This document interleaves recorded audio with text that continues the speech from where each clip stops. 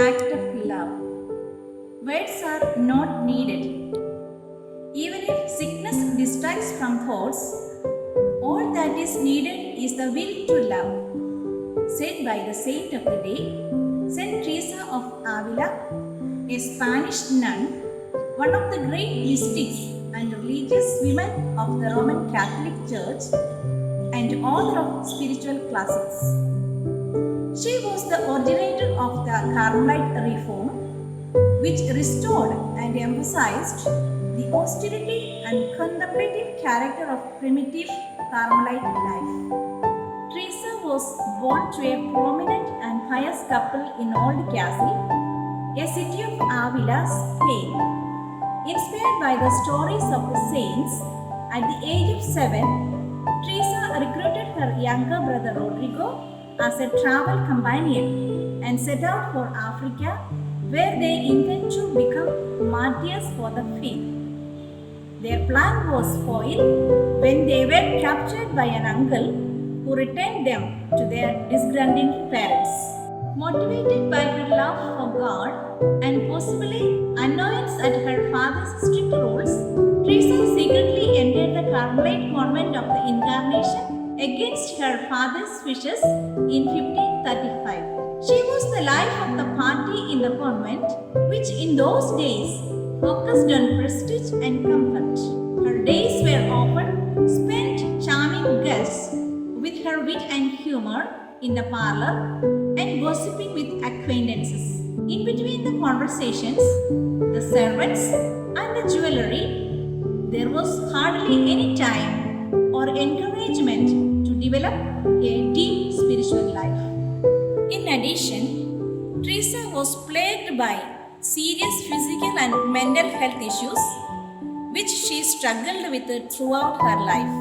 Living with a lukewarm spiritual life, Teresa often gave up mental prayer entirely, blaming her illness for her lack of enthusiasm.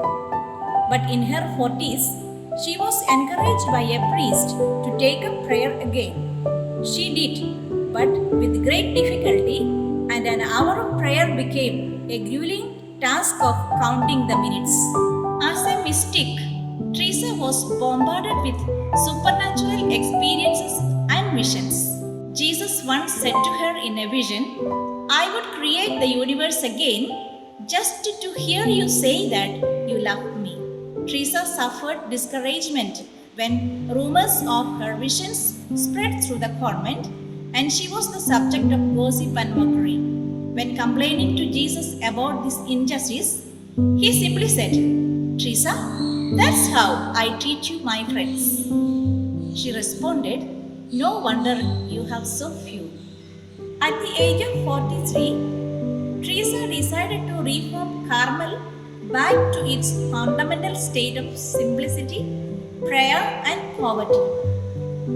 No more frivolous conversations, jewelry, or servants. This initiative was most unwelcome, and Teresa encountered hostile reactions from her own convent, the papal nuncio, other religious communities, and the surrounding towns. As she traveled and founded new convents, she often entered towns at night to avoid starting a riot. But Teresa, a woman with an iron will, persevered and continued to establish foundations for her new community, the Discalced Carmelites. She had a strong spiritual friendship with St. John of the Cross, who also became involved in her reform of Carmel, and they worked closely together to set up new convents and new monasteries. Teresa died at the age of 67.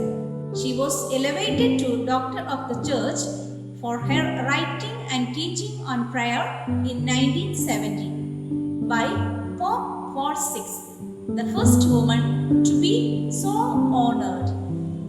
Her spiritual and psychological insights led her to compose a number of works on the spiritual life, including The Way of Perfection and Interior Castle.